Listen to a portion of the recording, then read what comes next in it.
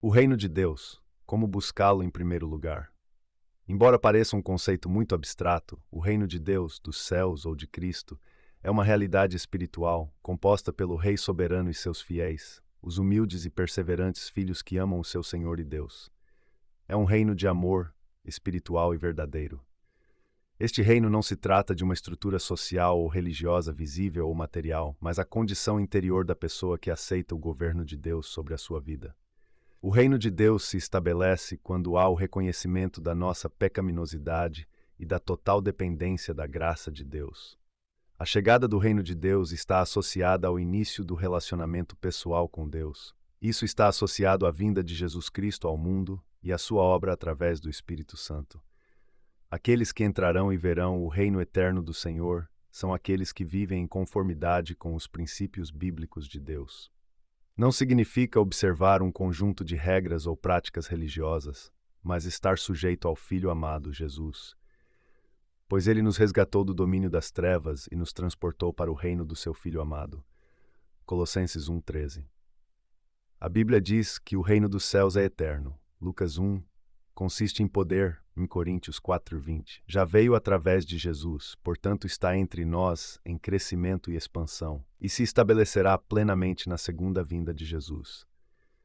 Jesus descreveu as características do reino de Deus por meio de parábolas, enfatizando que é um reino de justiça, amor, humildade e serviço.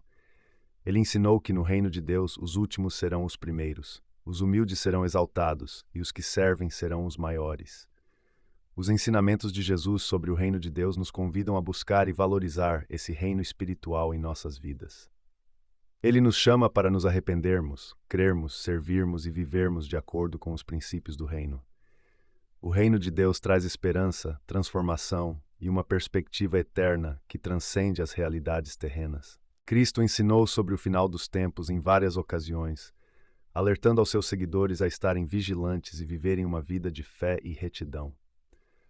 A aproximação do fim também nos incentiva a compartilhar o amor de Cristo com os outros e a aguardar com esperança a segunda vinda do Senhor Jesus.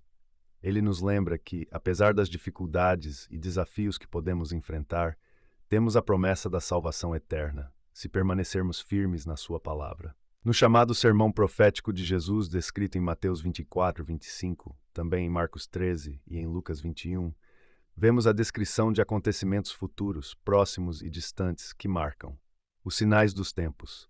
Jesus descreveu vários sinais que indicariam a proximidade do fim dos tempos, como guerras, fomes, terremotos, perseguição aos seguidores de Cristo e o aumento da maldade no mundo.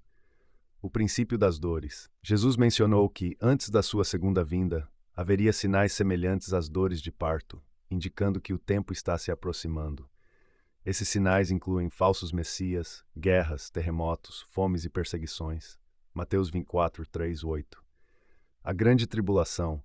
Jesus falou sobre um período de adversidade sem precedentes, quando haverá aflição e sofrimento intensos.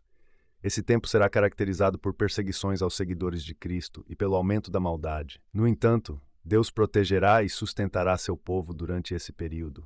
Mateus 24:21-22. A segunda vinda do Filho do Homem. Jesus prometeu retornar em glória e poder para julgar o mundo. Sua segunda vinda será visível, gloriosa e testemunhada por todos. Ele virá para buscar os seus escolhidos, estabelecer seu reino e recompensar os justos. O juízo final. Após a segunda vinda de Jesus, ocorrerá o grande julgamento, também conhecido como juízo final. Nesse momento, todas as pessoas de todas as nações e de todos os tempos serão julgadas por suas obras e atitudes durante a vida terrena. Os crentes em Cristo serão recompensados com a vida eterna, enquanto os incrédulos enfrentarão a condenação eterna. Mateus 25:31-46. Em todos os ensinamentos de Jesus podemos encontrar um modo de viver que transparece e revela o plano perfeito do Pai e, como o amor dele por nós quebra todo tipo de barreira.